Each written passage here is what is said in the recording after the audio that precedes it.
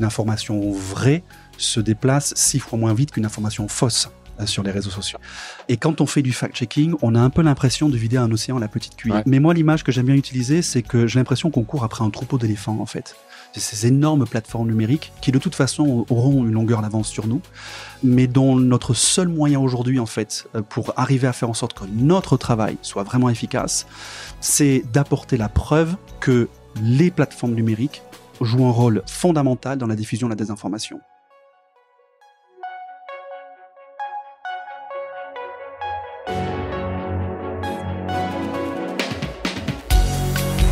Bienvenue dans Mediarama, le podcast du futur des médias.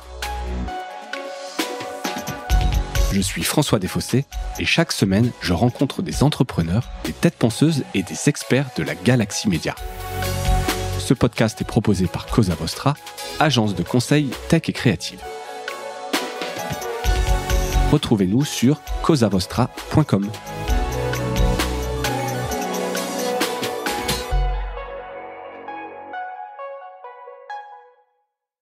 Bonjour à toutes et à tous et bienvenue dans ce nouvel épisode de Mediarama. J'ai le plaisir de recevoir aujourd'hui Vincent Couronne, cofondateur des Surligneurs et enseignant-chercheur en droit public. Notamment, ça c'est le titre officiel, mais tu es aussi par ailleurs membre du bureau et trésorier du European Fact-Checking Standards Network. Et donc, on va évidemment parler pas mal aujourd'hui de fact-checking. Bonjour Vincent et merci d'avoir accepté cette invitation. Bonjour François, merci.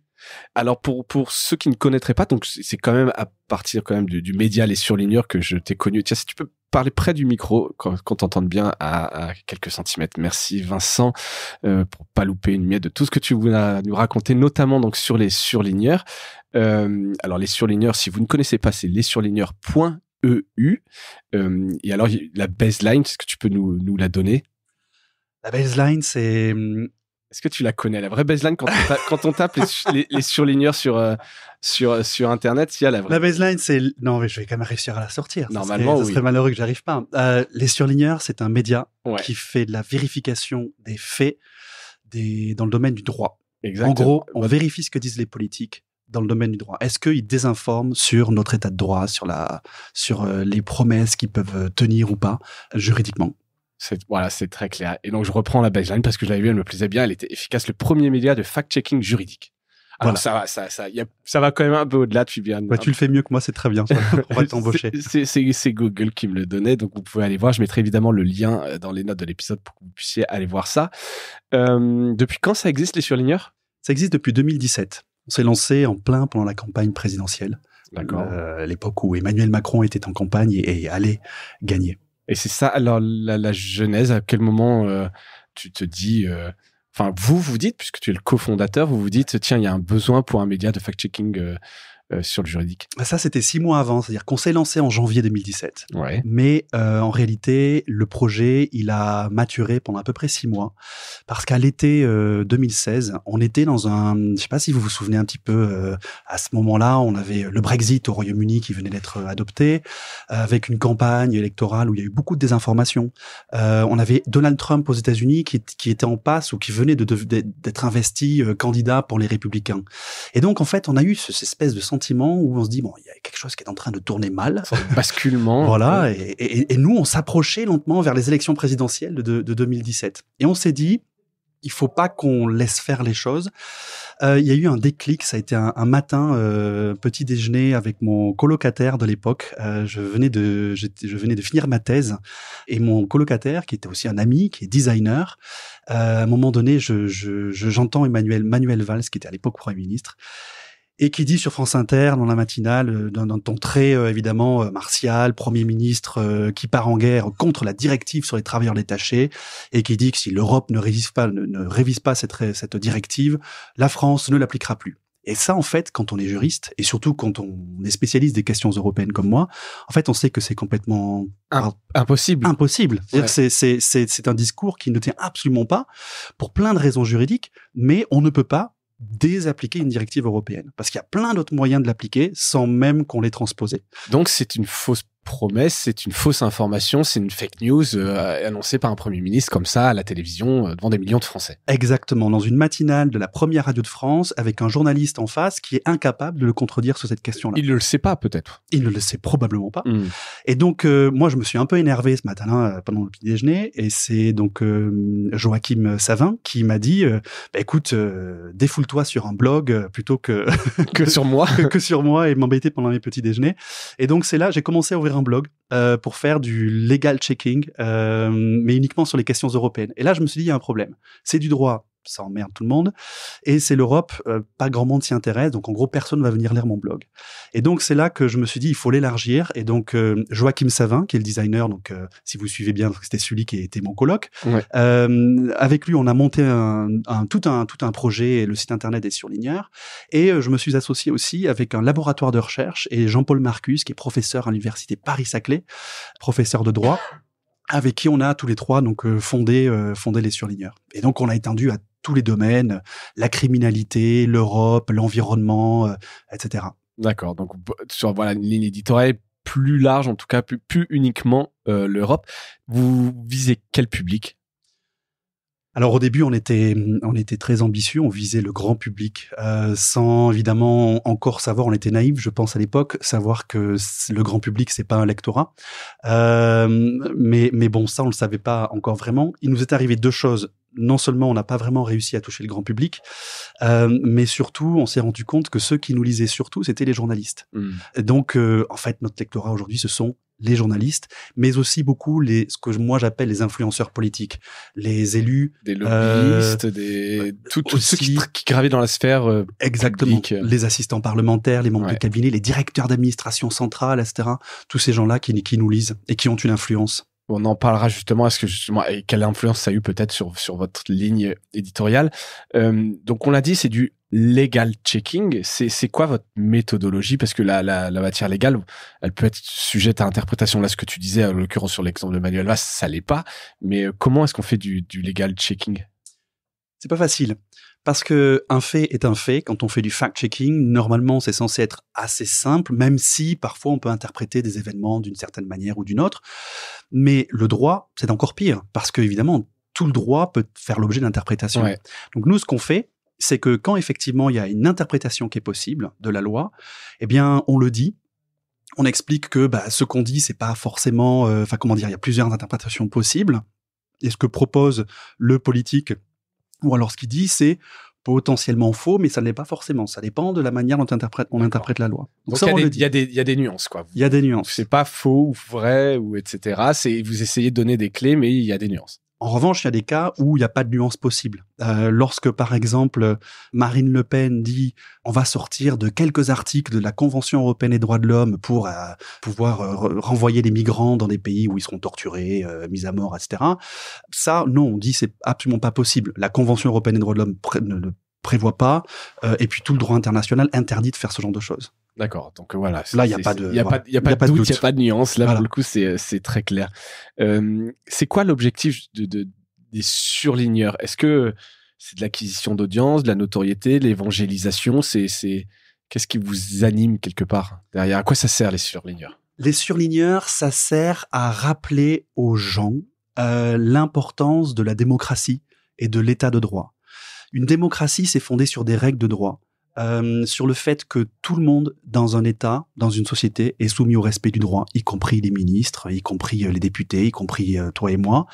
Et donc, les surligneurs, c'est fait pour rappeler ça aussi, qu'il y a des règles et qu'il faut les respecter. Parce que si les citoyens, si les Français oublient cette règle-là, la démocratie, elle peut pas se passer de droit. Et donc, on voit ces dernières années une montée des populismes.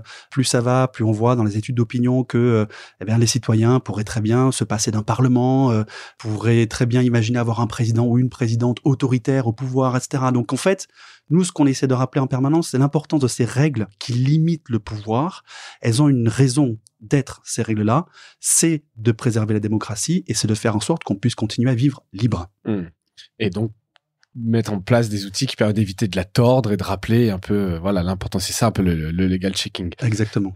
Ça existe ailleurs, cette notion de legal checking. Est-ce que Est-ce que tu as été inspiré par qu'est-ce que tu suivais à l'époque? Il y a il y a une grande organisation de legal checking dans le monde? Pas du tout. Non, on est les premiers à faire ça. On est les premiers à le faire. On est le premier média vraiment spécialisé dans le legal checking. On est ceux qui ont inventé la notion de legal checking. C'est pas mal quand même ça. Hein. C'est pas mal. On est plutôt content de ça. Aujourd'hui, il y a même des thèses qui se font sur le legal checking. Ouais. Il y a des séminaires de recherche un peu partout en Europe, etc. sur le legal checking. Donc, moi, je suis plutôt content d'avoir impulsé ce genre de mouvement. Et puis, maintenant, on commence à former des médias en Afrique francophone. On va former bientôt en Amérique latine, un peu ailleurs en Europe aussi, des médias pour qu'ils puissent faire du legal checking aussi. Ça, c'est pas mal. Et pardon, alors je fais petit aparté là-dessus. Tu le fais directement avec ces médias-là ou c'est par des programmes comme le CFI ou t'es contacté, dépend. Vous avez mis en place un réseau, comment En général, dans le monde des médias, surtout des médias indépendants, des petits médias qui font du fact-checking, etc., dont beaucoup sont quand même des médias de taille, assez intermédiaire, ouais. Petits, il y a peu de moyens financiers pour ce genre de choses. Donc, ce qui se passe souvent, c'est qu'un média nous contacte et puis on essaie de trouver un financement qui va permettre de financer cette formation, cet accompagnement, etc. Souvent des financements européens là-dessus. Financement européen, financement aussi. Alors, il y a des organisations, la philanthropie un peu. Il y a en fait surtout des organisations de fact-checking mondiales et européennes. L'une qui est l'International Fact-Checking Network et l'autre qui est celle au sein duquel le trésorier. Voilà, le trésorier. Fonction éminemment importante, j'imagine. Et très ennuyeuse parfois, qui s'appelle le European Fact-Checking Standards Network, qui peuvent mettre à disposition des financements pour ce genre de choses, pour améliorer la capacité des médias à couvrir les sujets qu'ils doivent couvrir. Ok, très clair. Beaucoup de bénévoles. Là-dedans, je rappelle, les Surligneurs, c'est une association. Et c'est qui alors les bénévoles qui travaillent pour vous? Essentiellement des chercheurs en droit et des étudiants en droit. Donc, on a, par exemple, des partenariats avec des universités, avec des masters de droit. Donc, il y a des étudiants qui sont en master 2, essentiellement, dans différentes disciplines, que ça soit du droit européen, du droit parlementaire, du droit pénal. Et en fait, ces étudiants, ce qu'ils font en général, c'est qu'ils nous aident à détecter des propos qui se baladent dans la presse et qui doivent être surlignés, comme on dit nous, c'est-à-dire vérifiés. Et ensuite, les étudiants peuvent soit eux-mêmes écrire les articles, sous la direction d'un chercheur en droit. D'accord. Ça va s'écrire à 4 mains en général. Ou alors, c'est le chercheur qui lui-même écrit l'article. Et on fait attention à ce que, en fait, on ait suffisamment de bénévoles pour que chacun de nos articles puisse être relu par au moins 4 personnes différentes avant qu'il soit publié. Ça, c'est une charte, c'est un process que vous avez posé, qui est précis pour éviter les biais ou Ouais, exactement. Quand on est déjà dans le fact-checking, il y a des chartes extrêmement strictes sur la méthodologie, la transparence. Qui sont standards ou que chacun adopte Non, qui sont standards. Oui, il y a des standards là-dedans, internationaux de fact-checking. Ouais, il y a un cours international du fact-checking qui est géré par, qui est vérifié dans comment dire, j'ai que les mots en anglais. Non, c'est pas terrible. Grave. Il y a beaucoup d'anglicismes dans notre industrie. J'essaierai de traduire. Merci. mais dans le respect est assuré par l'International Fact-Checking Network. Ouais. Et puis, il y a un code européen de fact-checking qui est tout nouveau, qui a tout juste 1 an et qui est encore plus strict que l'international et qui, dans le respect, là, est vérifié par cette organisation dont je suis membre et que je représente. Et donc, ces standards du fact-checking, ils imposent une méthodologie très stricte, de la transparence et notamment le fait que on puisse pas publier un fact-check sans qu'il ait été relu par une autre personne au sein de l'équipe. Ça, c'est l'exigence minimum de ces chartes-là. Mais nous, aux Surligneurs, on a une particularité double, c'est qu'on vient du milieu de la recherche. Ouais. On est quasiment tous chercheurs, en fait, donc universitaires. Et qu'en plus de ça, on fait du droit, on fait du legal checking, avec les marges d'interprétation dont on parlait tout à l'heure. Donc nous, en fait, on veut s'assurer d'avoir le plus de vérifications possible pour s'assurer que ce qui sort, c'est vraiment inattaquable d'un point de vue juridique et d'un point de vue de l'interprétation. Et c'est ça, justement, pour le moment, c'est pas arrivé, vous n'avez pas fait d'erreurs? Si, c'est arrivé quand même. On a fait des erreurs. On a dû publier à peu près 1200 articles, 1200 analyses. Et sur les 1200 analyses, on a dû à 3 reprises retirer un article parce qu'on avait fait une erreur. D'accord. Voilà, c'est des choses qui arrivent. C'est des choses qui arrivent. Vous restez des humains. Exactement. 3 sur 1200, ça reste quand même dans quelque chose de très raisonnable. Tu l'as évoqué rapidement au début, et pourtant c'est quelque chose d'important. Le point de départ, c'est souvent la parole des politiques. D'ailleurs, c'est la jeunesse, tu l'as dit, c'est un discours d'Emmanuel Valls, donc on est vraiment là-dessus.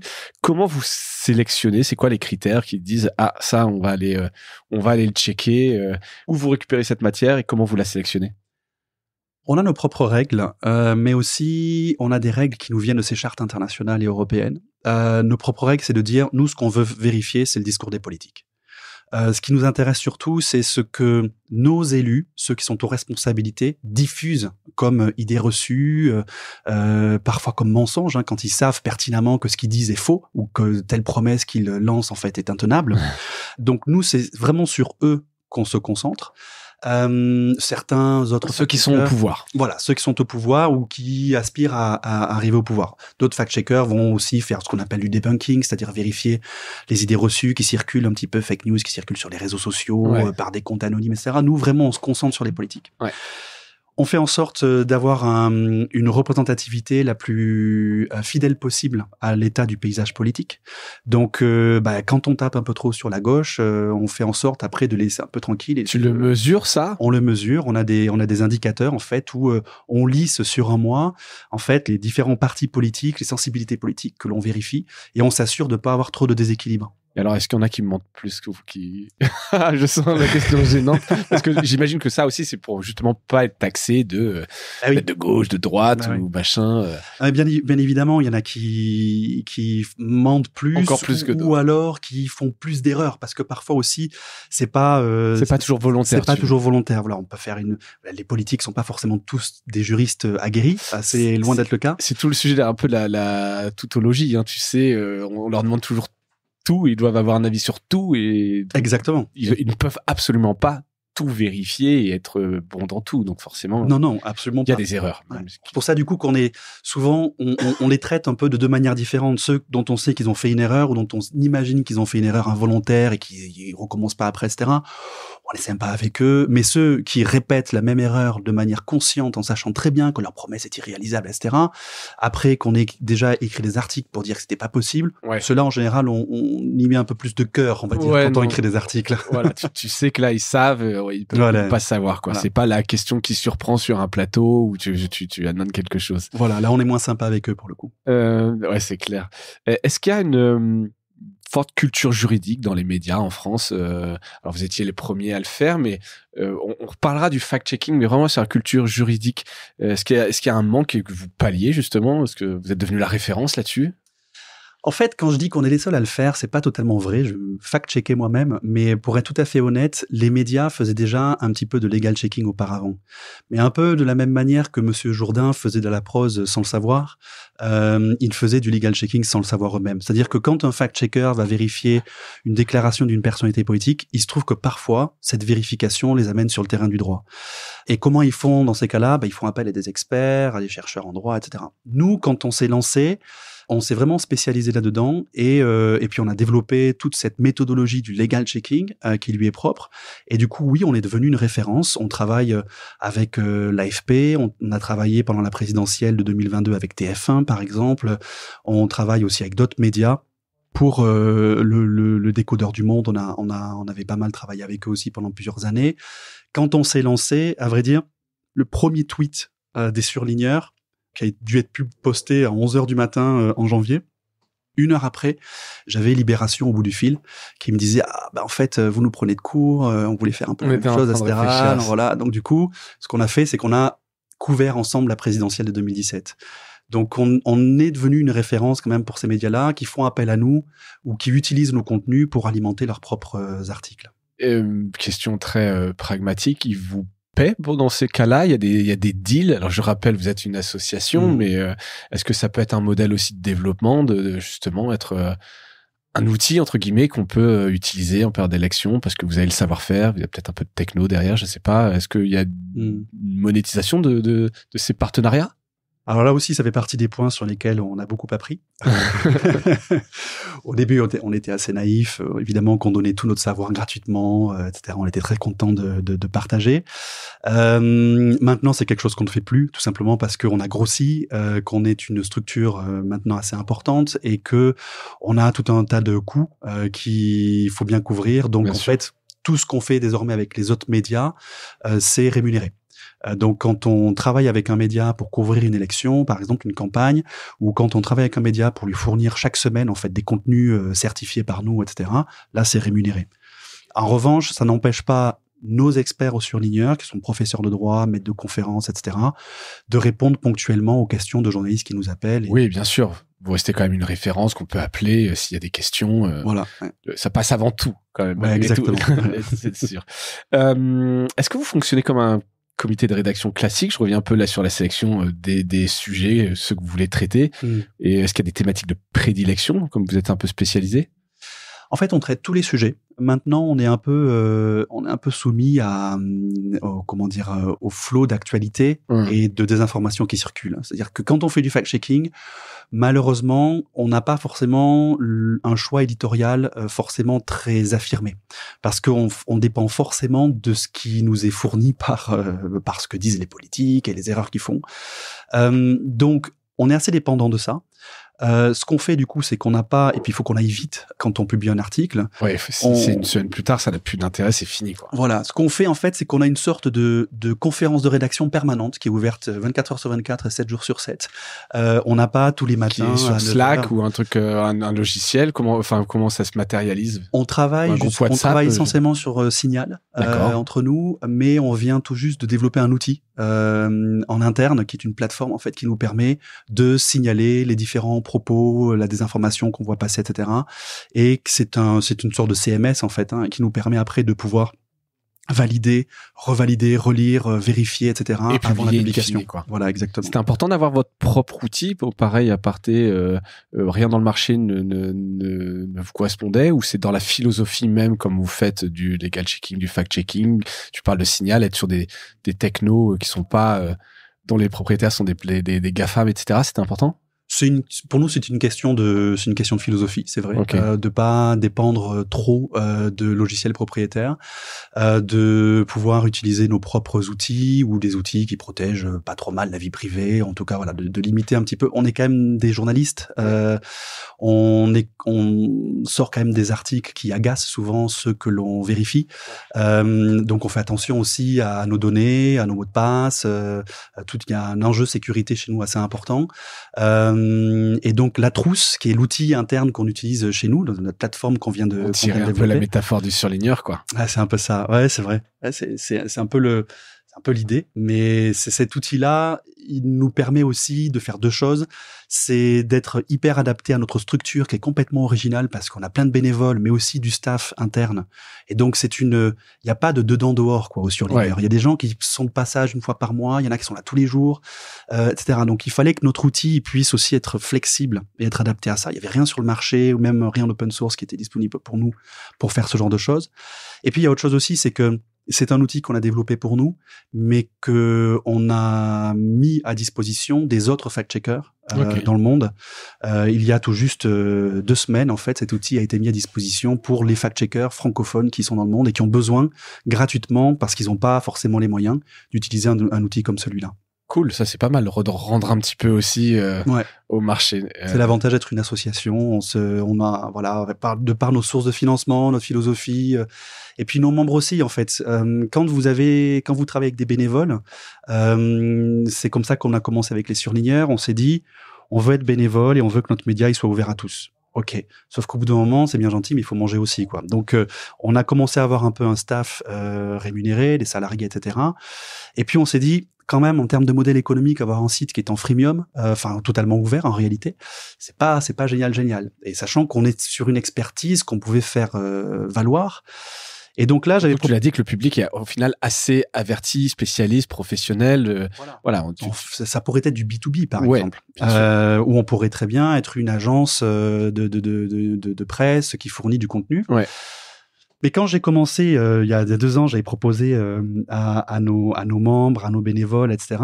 Est-ce qu'on pourrait pas passer une partie du site en payant pour pouvoir justement vendre Financer, ça. Exactement. Et là, lever de bouclier. Et la plupart des bénévoles ont dit si tu fais ça, on s'en va. Ouais. En fait, eux, ils sont là aussi parce que c'est accessible publiquement. Ouais. Bon, moi, ça me gêne un peu parce que du coup, ça rend ma tâche plus difficile, mais je comprends en fait. Et c'est toute la philosophie aussi de notre organisation de toujours vouloir faire du contenu qui profite au plus grand nombre. Ouais, c'est bien de le voir. Donc ça t'appartient pas, c'est une association, c'est vraiment un projet, c'est un projet commun et donc le contenu reste gratuit aujourd'hui et donc le financement, enfin on en parlait rapidement c'est principalement de la subvention et des partenariats que tu peux faire avec d'autres médias. Oui, c'est ça exactement.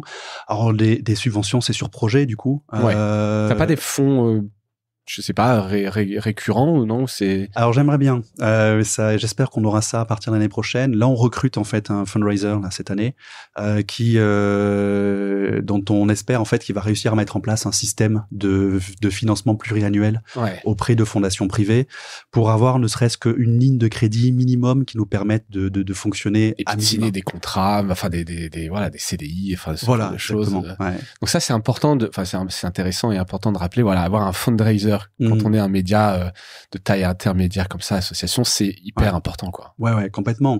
Ça demande de l'expertise et du temps. C'est pas un truc qu'on peut faire le soir, remplir un dossier de subvention, quoi. Non, parce que en fait, quand on fonctionne sur financement de projets, comme on fait nous, pour une bonne partie de notre budget, en fait. L'organisme public ou privé qui va financer votre projet va vous financer quelque chose qui vous est utile, mais que vous auriez pas forcément fait si vous n'aviez pas eu ce financement. Donc c'est quelque chose qui vous est utile, mais qui vous est utile, on va dire, à 70%, quoi. Ouais. Et donc vous allez le faire parce que vous avez besoin de cet argent et puis parce que c'est toujours utile. Mais il n'empêche que du coup, on dépense de l'énergie sur un projet et qui, en plus de ça, nous permet pas de dégager un bénéfice pour pouvoir développer ce qu'on veut vraiment faire. Ça, c'est hyper important, ce que tu es en train de dire, parce que c'est un piège pour bien connaître le dossier des sujets des subventions, d'avoir fait beaucoup de projets Google ou FSDP ou des européens. Ça peut être un piège, hein, d'avoir ces projets qui, effectivement, te défocus, cette course un peu à l'échalote de la prochaine subvention et se retrouver avec des projets exotiques, c'était plus qu'une machine à faire des subventions et tu perds un peu ton âme, en gros. Totalement, ouais, totalement. Et puis, il n'y a plus de cohérence, en fait, dans ton projet. Exactement. C'est une accumulation de briques et de choses que tu lances à peine parfois parce que tu es déjà sur le projet suivant. Ouais. Ce qui est d'ailleurs dommage pour c'est l'argent mal placé. Exactement. Moi, je dis du point de vue des financeurs et moi, d'un point de vue d'un citoyen contribuable, je me dis, bon, parfois, c'est pas forcément toujours très utile ce qui est financé. Pour ça que nous, du coup, au début, on avait un petit peu la folie, justement, des appels à projets. On se dit, OK, bon, on va répondre à ça, ça et ça. Puis très vite, en fait, au bout d'un an et demi, on s'est concentré vraiment sur uniquement des projets qui étaient véritablement utiles pour nous. Et puis, là, cette année, ce qu'on va faire, c'est qu'on va lancer une offre. Alors, c'est pas tant une offre payante, parce que, évidemment, les bénévoles ne veulent pas. Mais j'ai réussi on a trouvé un compromis, en fait, avec eux, un projet avec lequel ils sont tout à fait d'accord et même qui vraiment les intéresse énormément. C'est de passer, en fait, au modèle du membership. Comme média, donc c'est un modèle que certains médias font, qui marche pas pour beaucoup de médias. Alors ça a marché pour le Guardian pendant un certain temps, ça marche pour certains médias aux États-Unis, des petits, des grands, etc. Mais c'est pas évident le modèle de membership parce que ça implique quand on se lance là-dedans. Le modèle de membership, je sais pas si tu vois ce que c'est, mais ouais, bien sûr, mais tu peux le rappeler la manière dont tu fais. C'est que ça reste gratuit, mais tu peux contribuer, alors en une fois ou de manière régulière, parce que tu soutiens. Exactement. On adhère à un projet, on adhère à quelque chose qu'on veut soutenir. Ouais. C'est pas un abonnement téléphone, etc. Non, voilà. Machin. Tu vois, c'est pas une commodité, quoi. Mais en payant, tu adhères aussi à l'association du média. Ouais. Et donc, du coup, tu peux participer aux grandes décisions, exactement, le renouvellement du bureau. Alors après, il y a des chartes pour s'assurer qu'on sépare bien la décision de la part de ceux qui sont là, et puis l'éditorial. Mais nous, c'est quelque chose dans lequel on veut aller. Souvent, dans le membership, ce qui manque, et ce qu'on va essayer de pas faire comme erreur là, pour notre cas, c'est qu'on se lance là-dedans et puis on oublie totalement l'aspect marketing. C'est-à-dire qu'on se lance dans le membership en disant que les lecteurs y viendront, enfin on les a déjà, et les lecteurs y paieront. Sauf qu'en fait, quand on se lance dans le membership, ça ne fonctionne que si derrière, en fait, constamment, il y a une démarche marketing pour aller chercher en réalité les adhérents qui sont à aller chercher comme on va chercher des clients en réalité. Exactement. C'est des ressources, c'est des ressources, ça coûte de l'argent. Exactement. Et ces adhérents, ils auront accès à un espace privé pour eux sur lequel ils auront des ressources supplémentaires. Et donc vous allez y aller ? On va y aller, ouais. On va commencer ça à partir de janvier-février 2024 et puis pour un lancement, on espère à l'automne 2024. D'accord. Bon, donc ça répond à ma dernière question que je pose sur le projet 2024. Merci d'avoir un petit peu anticipé. Je reviens un peu au présent si tu veux. Ouais, vas-y. Je brûle les étapes. Non, mais c'est intéressant. Surtout que c'est moi qui t'ai un peu interrogé sur le modèle économique. On peut être une association, mais évidemment, il faut vivre. Il y a des salaires, il y a des contrats. C'est pas un monde de bisounours où tout le monde est bénévole et ne se fait pas payer, quoi. Non. Donc, il y a des vraies considérations à avoir là-dessus. Sur les formats, je voulais un peu t'interroger. Sur le site, il y a du podcast, du quiz. C'est quoi vos grands formats un peu? Notre grand format, celui avec lequel on a été connu et qui est celui qu'on utilise le plus encore aujourd'hui, c'est ce qu'on appelle le surlignage. Ouais. Le surlignage, c'est un legal check. C'est un article de legal checking où on vérifie le propos d'un politique ou d'une politique. Ça, c'est vraiment notre produit phare. C'est un article qui est assez court, qui est assez clair, accessible, évidemment en accès libre, et qui explique pourquoi ce que dit un tel ou une telle, c'est juridiquement pas complètement vrai ou inapplicable ou quoi que ce soit. Après, on a développé d'autres formats par la suite. Le podcast en a été un que j'ai développé moi avec une collègue Tania, et notamment sur les questions européennes, qui s'appelait Objection Votre Europe. J'ai adoré faire ça. On a fait une 50aine d'épisodes sur les idées reçues sur l'Europe, et c'était vraiment une super expérience. D'autant plus que j'aime beaucoup la radio, et donc du coup je trouvais que le podcast était un bon moyen d'essayer de faire la radio sans être à la radio. Mais je me suis rendu compte qu'au bout d'un an et demi, en fait, c'est tellement de boulot. Enfin, tu sais de quoi je parle, mais c'est quand même un énorme t'as pas un objectif travail. Très clair. Ouais. Moi, je faisais ça pour le plaisir, quoi. Et donc, c'est vrai que au bout d'un an et demi, j'ai arrêté. Et donc, les podcasts, c'est quelque chose que, pour le moment, on n'a pas repris. Ou alors, faudrait le vendre. Je me souviens un peu dans une thématique.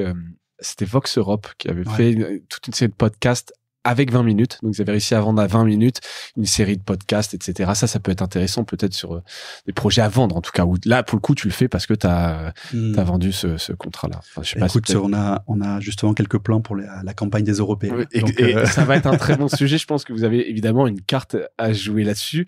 Sur le fact-checking, évidemment, il y a eu un gros engouement. C'est pas nouveau. C'était autour des années 2010. Aujourd'hui, on sait que la désinformation et la mésinformation, qu'on distingue bien, sont plus sournoises.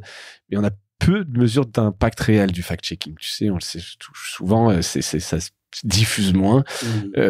C'est quoi l'avenir du fact-checking pour toi? Deux possibilités. Jusqu'à l'an dernier, j'aurais dit que l'avenir du fact-checking, c'était de se dissoudre dans les rédactions.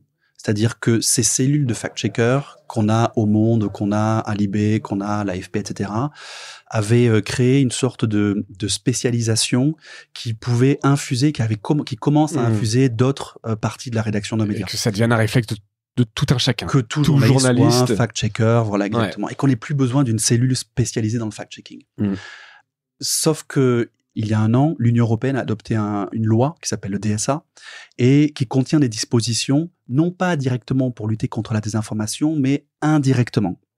Et ce indirectement, la Commission européenne est en train de faire le lien, c'est-à-dire à créer un code de bonne pratique contre la désinformation, basé sur le DSA, sur le Digital Services Act.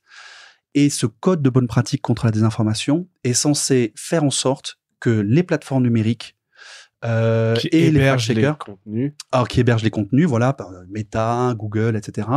Et les fact-checkers mettent les moyens pour vraiment faire du fact-checking et faire en sorte que les plateformes luttent vraiment contre la désinformation au sein de leurs différents services. Ouais. Et c'est pour ça d'ailleurs que cette association européenne dont je suis le trésorier a été créée. C'est justement pour, d'une part, contrôler ce que font les plateformes. Est-ce que vraiment elles modifient leurs algorithmes, etc., elles modifient leurs règles d'utilisation pour lutter contre la désinformation ou éviter qu'elle se propage moins vite. C'est qu'une information vraie se déplace 6 fois moins vite qu'une information fausse sur les réseaux sociaux. c'est pas la correction d'une fake news qui se propage moins vite. C'est juste une information. C'est juste l'information. La correction en elle-même, et donc elle va se diffuser pas très rapidement. Il faut dire ce qui est. Et quand on fait du fact-checking, on a un peu l'impression de vider un océan à la petite cuillère. Ouais, ça doit être terrible en fait. Souvent j'y pense parce qu'on est un peu dedans, mais ça doit être très frustrant. Oui. Alors c'est l'image qu'on utilise souvent de vider un océan à la petite cuillère quand on fait du fact-checking, parce qu'on va publier un fact-check et en fait on est face à tous ces réseaux sociaux qui ont été repris, la viralité des fake news, plus ces gros machins, etc. Et puis il y en a tellement. Et puis on sait pas où donner de la tête, donc il faut qu'on sélectionne les sujets les plus importants pour le débat public, etc. Mais moi, l'image que j'aime bien utiliser, c'est surtout maintenant, c'est que j'ai l'impression qu'on court après un troupeau d'éléphants, en fait. Ces énormes plateformes numériques qui, de toute façon, auront une longueur d'avance sur nous, mais dont notre seul moyen aujourd'hui, en fait, pour arriver à faire en sorte que notre travail soit vraiment efficace, c'est d'apporter la preuve, et c'est ce qu'on fait tous les jours, que les plateformes numériques joue un rôle fondamental dans la diffusion de la désinformation. Donc nous, ce qu'on fait quand on publie nos articles, ce sont des articles qui montrent aussi et qui expliquent, les surligneurs on le fait un petit peu, cette information, elle s'est diffusée sur Twitter, elle s'est diffusée sur Facebook, etc., sur Instagram, grâce aux algorithmes et grâce à tel agencement. Systématiquement, vous pointez le canal de distribution et la responsabilité de la plateforme. Alors aux surligneurs, on le fait moins parce qu'on s'intéresse surtout aux chaînes de télévision, etc., et à la radio, mais c'est ce que font les autres fact-checkers de manière essentielle. On fait, nous, un rapport maintenant tous les 6 mois à la Commission européenne pour dire dans quelle mesure les plateformes luttent effectivement contre la désinformation. Et pour ça, on a besoin des fact-checks, donc du fact-checking. Ouais. Il y a des bons et mauvais élèves dans les plateformes? Ah oui. Alors, en tout cas, il n'y a pas de bons élèves, mais il y a des mauvais et des très mauvais élèves. Ouais. Évidemment. Alors, j'ai vu juste un petit truc que je trouvais intéressant, parce que c'est le seul truc un peu positif depuis l'arrivée d'Elon Musk. C'est sur X, donc anciennement Twitter. Il y a maintenant sous des tweets. Des notes de communauté. Les notes de communauté. J'ai trouvé ça vachement bien. Je sais pas ce que t'en penses. Alors... c'est intéressant. On peut en parler. Non, mais les notes de communauté, effectivement, c'est intéressant. Le problème des notes de communauté, c'est que ça fonctionne pas du tout comme un système type Wikipédia, avec de la régulation, des modérateurs, etc. C'est quelque chose qui fonctionne. C'est quoi le mécanisme? Peut-être, justement. Le mécanisme, pour faire très simple, c'est lorsque il y a un tweet qui est posté sur X. Je sais pas si on peut dire, on dit toujours un tweet, je sais pas du tout si, voilà. Lorsqu'un tweet est posté sur X, les utilisateurs, alors ceux qui sont certifiés, comme le petit oiseau bleu, ont des privilèges par rapport aux autres, mais peuvent ajouter une note de communauté en dessous du tweet pour signaler que le contenu, en fait, manque de contexte, exactement, ou est erroné, ou ce genre de choses. Alors, ça part d'une bonne intention, sauf qu'on voit aujourd'hui, puisque pour avoir ce petit oiseau bleu, il suffit de payer. Oui. On voit aujourd'hui, en fait, des entreprises privées qui se sont spécialisées dans la fabrication de notes de communauté pour le compte de clients. D'accord, pour orienter encore une fois le débat et aller discréditer ceux qui ne pensent pas pareil, quand bien même ce serait vrai. Exactement. Ouais. Donc l'idée est bonne, mais la mise en œuvre, elle est... Absolument, il n'y a aucun contrôle. C'est n'importe quoi. Ouais. C'est totalement n'importe quoi. X ne coopère quasiment pas avec les autorités quand il faut retirer du contenu. Ils se sont désengagés du code de bonne pratique contre la désinformation, le code européen dont je parlais tout à l'heure. En fait, moi, X...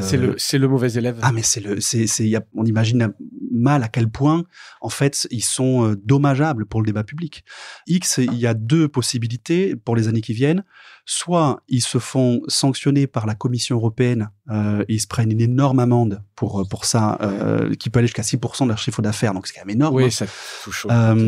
Voilà. Soit ils se prennent ça, soit en fait ils se retirent du marché européen parce que de toute façon ils respectent pas les règles européennes. Ce qui pourrait arriver. Et c'est ce que fait Meta, par exemple. Meta a lancé son propre Twitter bis, mais ils ne l'ont pas lancé en Europe parce qu'ils n'arrivent pas à être compliant pour le marché européen. Et d'ailleurs, leur système ne fonctionne pas. Ok. Voilà. Donc les plateformes X, moi ce petit truc que je trouvais sympa, je remballe tout ça. L'idée est bonne, mais la mise en œuvre n'importe quoi. Et voilà. Après, il y a des élèves qui sont moins mauvais, comme Meta par exemple via Facebook. Eux, ils ont des programmes avec les fact-checkers. Ils ont toute une politique de modération assez importante, etc. Mais on reste quand même très très loin de ce qu'il faudrait faire, ne serait-ce que pour être conforme au DSA qui entre en vigueur là le 17 février 2024. Donc on y est presque. D'accord. Bon, et ben écoute, on suivra ça. C'est un sujet effectivement intéressant, technique aussi.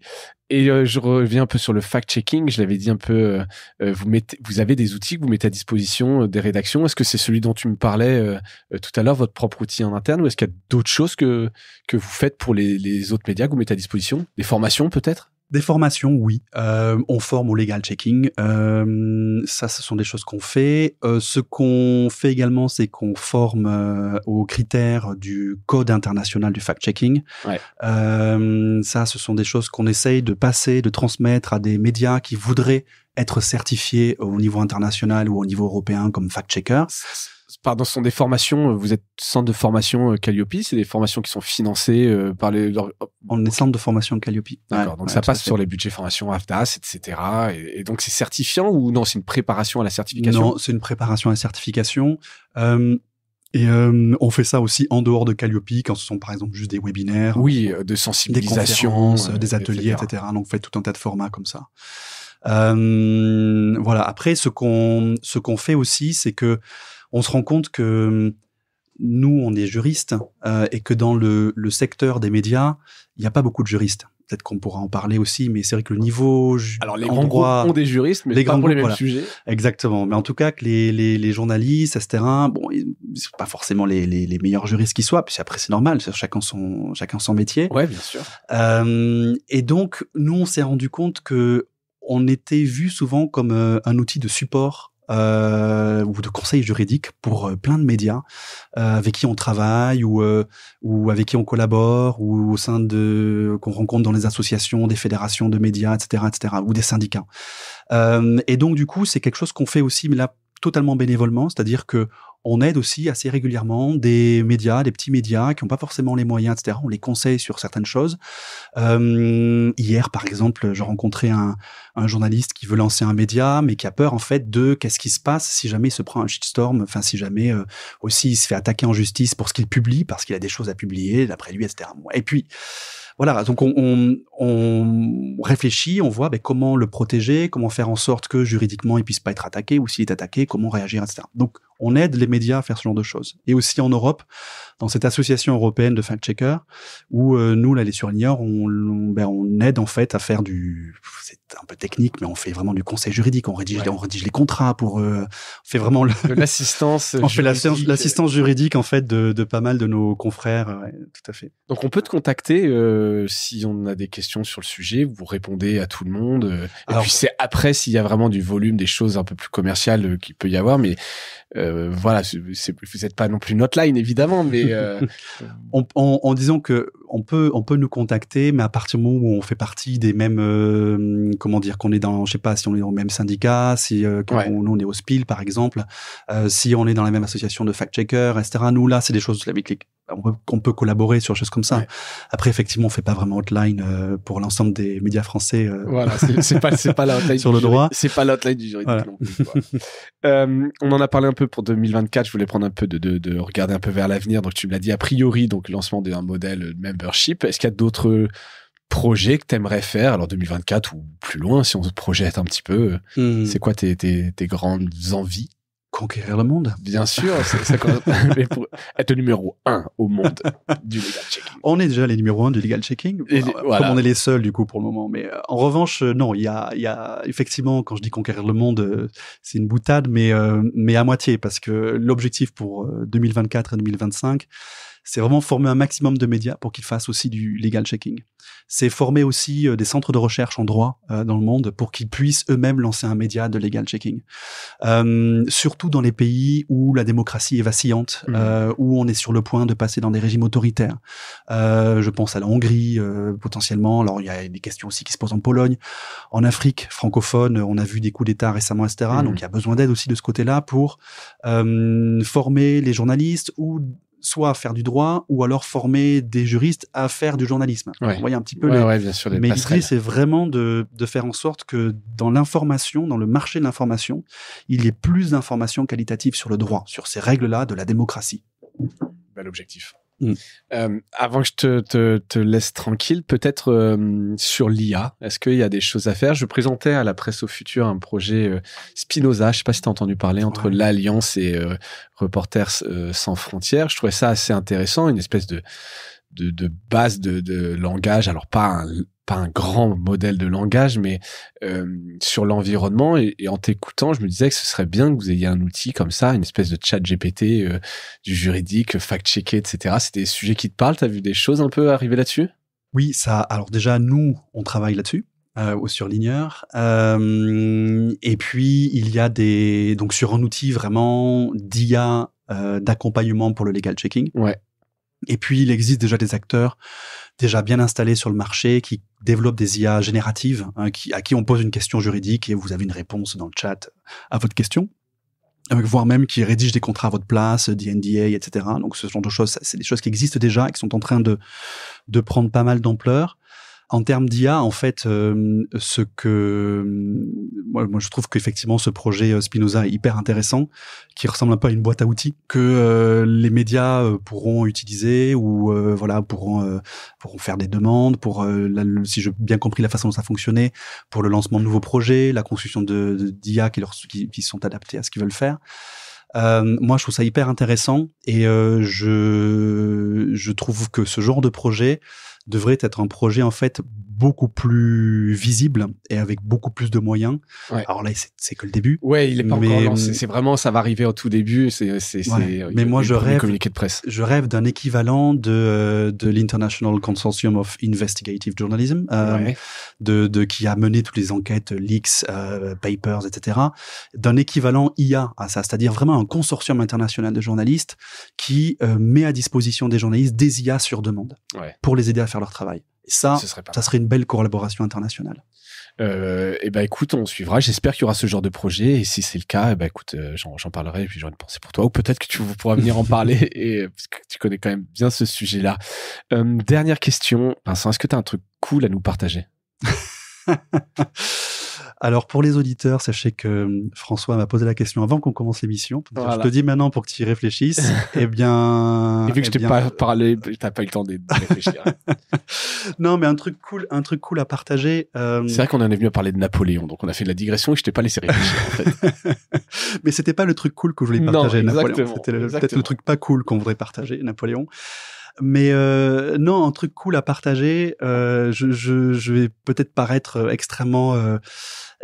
Je suis d'une nature assez pessimiste. D'accord. Donc j'ai souvent du mal à repérer ce qui est cool autour de moi. Mais d'être pessimiste, ça me permet aussi de me mobiliser pour agir. Je suis pas défaitiste.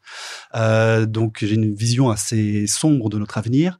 Et donc du coup, c'est ce qui me permet on tape au fond de la piscine et puis on remonte et on agit, quoi. D'accord. Et donc du coup, moi, ce que j'aurais envie de dire, c'est que il y a quelques semaines à Bruxelles, je discutais avec la prix Nobel de la paix 2021, qui est Maria Ressa, qui est une fact-checkeuse aux Philippines, et qui est une femme extraordinaire. Et elle, en fait, ce qu'elle dit et ce qu'elle répète en permanence, c'est on va droit dans le mur du point de vue de nos démocraties.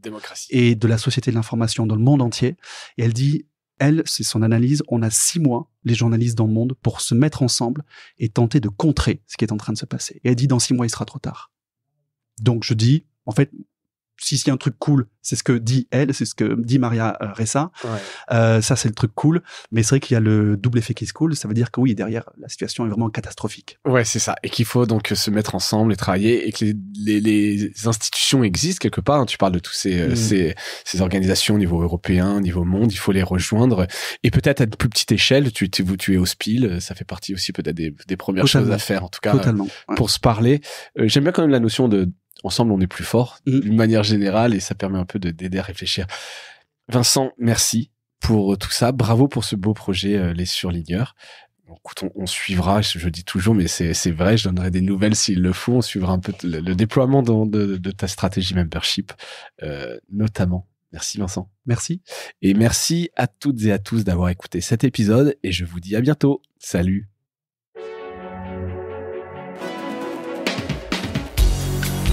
Voilà, Mediarama s'achève. Si cet épisode vous a plu, n'hésitez pas à le liker et le partager.